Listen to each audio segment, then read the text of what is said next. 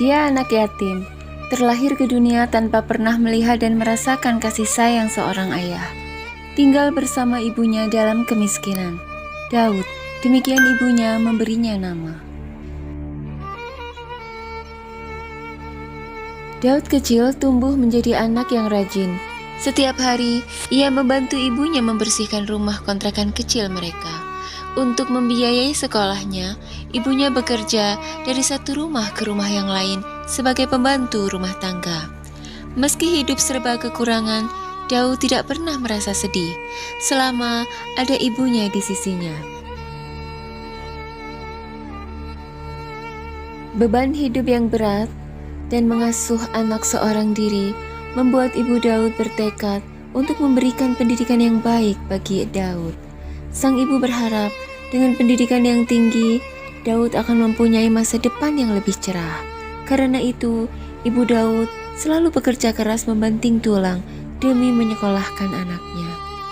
Bertahun-tahun hidup berdua hanya dengan ibunya, membuat Daud tumbuh menjadi remaja yang mandiri dan lebih dewasa dari anak seumurannya. Melihat perjuangan ibunya, Daud semakin bersemangat menjadi yang terbaik di kelasnya, agar kelak bisa mewujudkan harapan ibunya dan membuat ibunya bahagia. Tetapi, kehidupannya berubah total ketika suatu hari ibunya meninggal dunia karena sakit keras. Daud sangat sedih. Ia menyesal karena tidak bisa membawa ibunya ke dokter untuk berobat. Kondisi mereka sangat miskin. Apalagi selama ini, ibunya selalu mengingatkan Daud agar lebih mementingkan sekolahnya ketimbang membantunya mencari uang.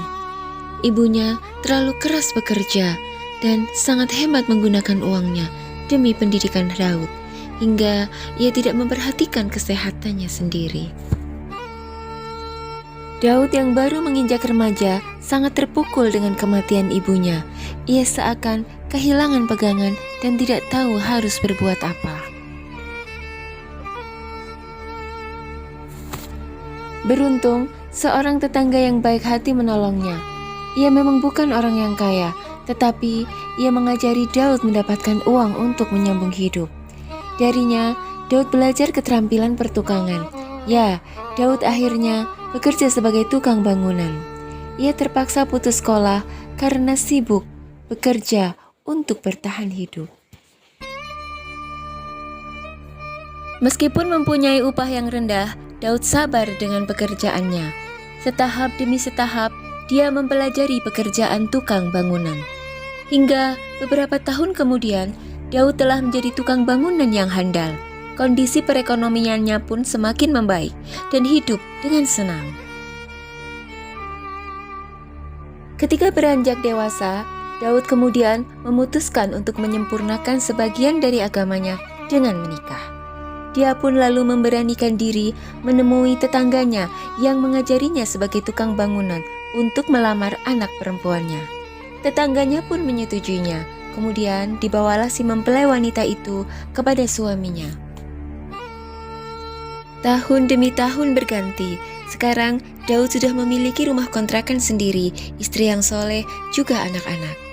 Daud juga terkenal dengan keahliannya dalam profesinya, amanahnya dalam pekerjaannya, dan juga keikhlasannya dalam melaksanakan kewajibannya. Karena perangainya yang baik itulah, maka tak heran para pelanggannya semakin bertambah. Daud pun bekerja 7 hari dalam seminggu. Hampir tidak ada 1 hari atau 1 jam pun untuk beristirahat. Dia harus bekerja setiap hari untuk menafkahi keluarganya yang semakin bertambah. Daud sangat memperhatikan pendidikan anak-anaknya. Ia ingin semua anaknya mendapatkan pendidikan tinggi, melanjutkan cita-citanya yang kandas dahulu. Karena itu, Daud selalu bekerja keras demi masa depan kedua anaknya, agar mereka bisa hidup lebih baik dari dirinya, hidup sebagai orang terpelajar dan berkecukupan. Waktu terus bergulir, tak terasa Daud sudah berusia 50 tahun, ketika istrinya meninggal dunia karena sakit. Kesedihan menghampiri Daud. Ia kembali harus kehilangan wanita yang dicintainya, yang menemaninya mengarungi kerasnya hidup. setelah ibunya. Ya, dua wanita yang sangat berarti dalam hidup Daud telah pergi meninggalkannya untuk selama-lamanya. Daud sangat terpukul, tetapi ia harus melanjutkan hidup karena masih ada anak-anak yang membutuhkannya. Meskipun kehidupannya tak lagi sama, Daud menjalaninya dengan sabar. Hingga kemudian, anak laki-laki Daud lulus dari universitas dan mendapatkan pekerjaan di pemerintahan. Tentu saja, Daud sangat senang dan bangga. Kerja kerasnya tidak sia-sia karena anaknya telah berhasil hidup mandiri dan terhormat. Tak lama kemudian, anak laki-laki Daud menikahi teman sekampusnya, seorang wanita kaya yang terbiasa hidup mewah. Istri Daud meminta agar Daud keluar dari rumah kontrakan ayahnya dan menyewa rumah sendiri.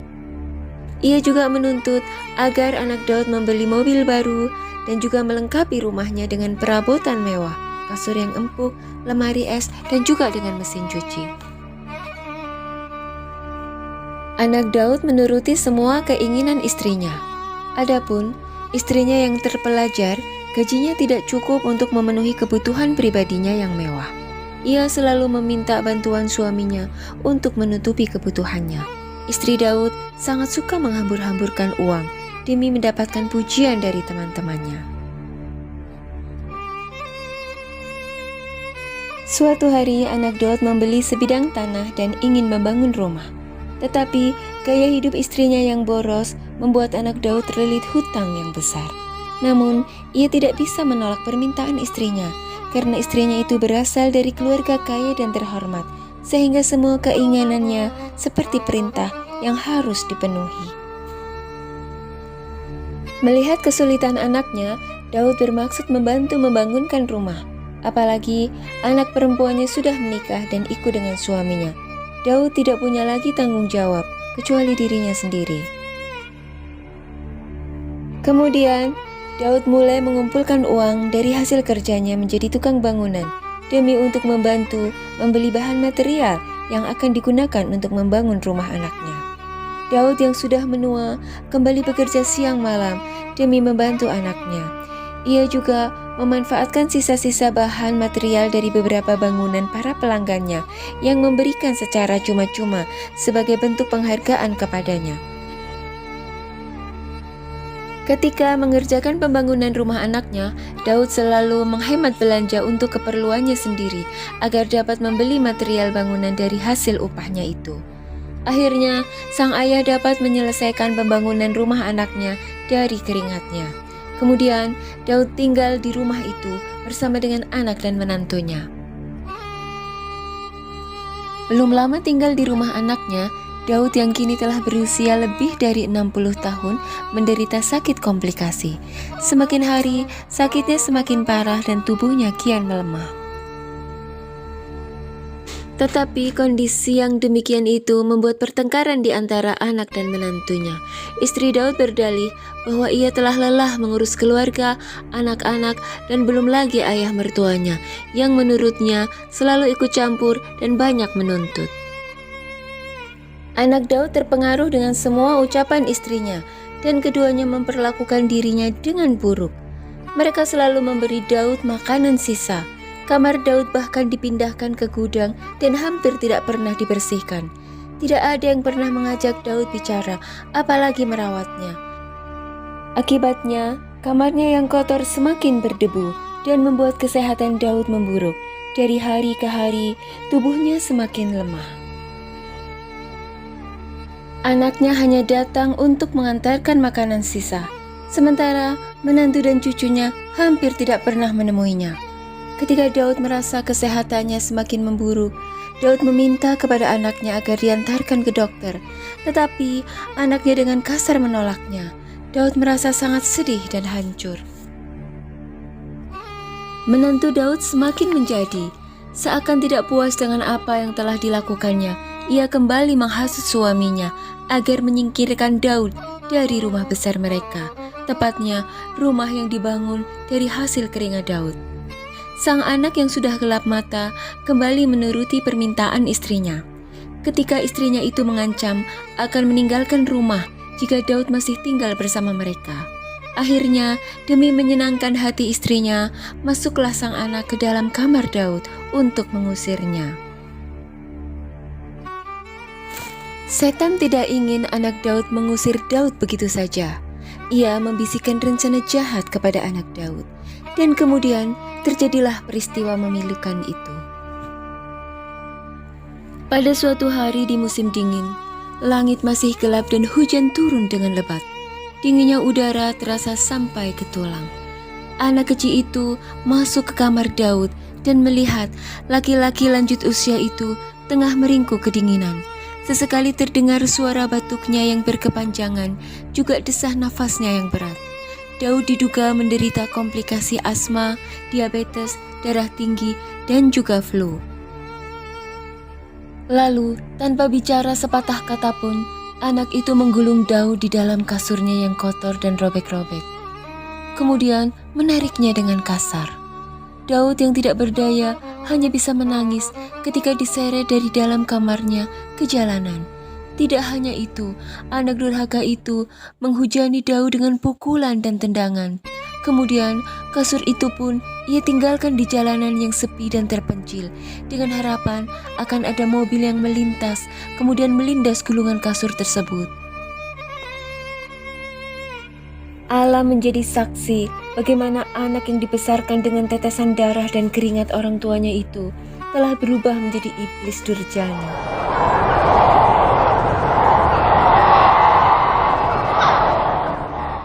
Keesokan paginya, orang-orang yang lewat pun berkumpul di sekitar kasur yang telah basah oleh hujan yang deras.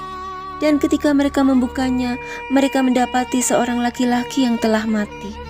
Darah mengalir deras dari mulut mayat tersebut. Kepalanya kotor oleh kapas-kapas kasur yang berhamburan.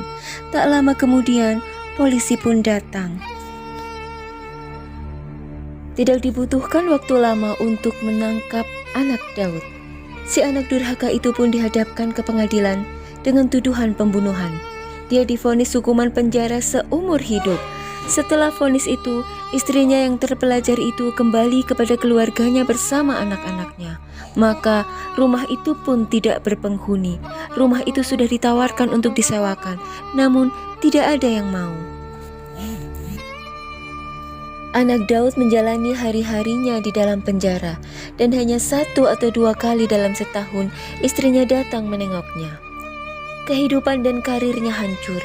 Keluarganya menjadi gunjingan banyak orang, dan kisah memilukan Daud yang dibunuh oleh anaknya sendiri terus menjadi bahan pembicaraan orang-orang hingga beberapa lama.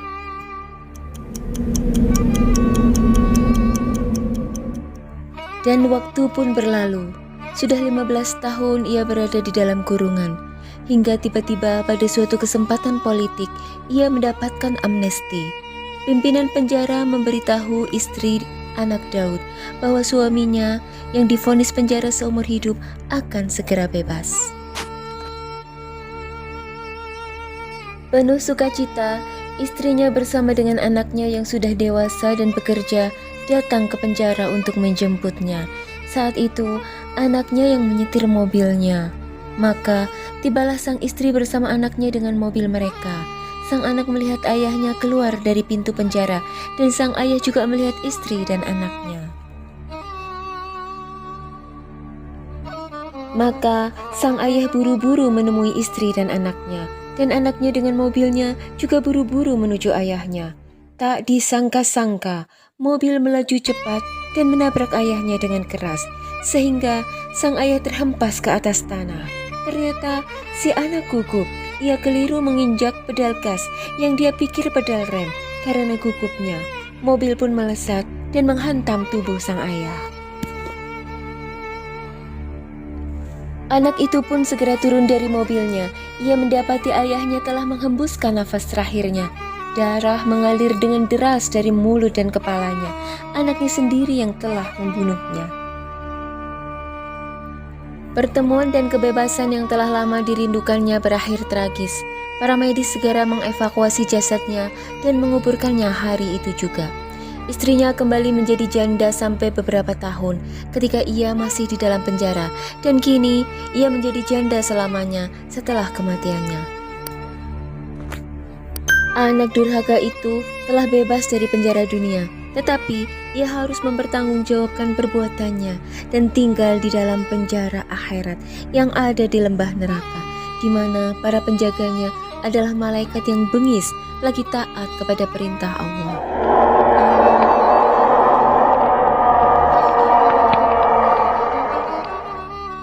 Itulah akhir cerita dari anak yang durhaka kepada kedua orang tuanya.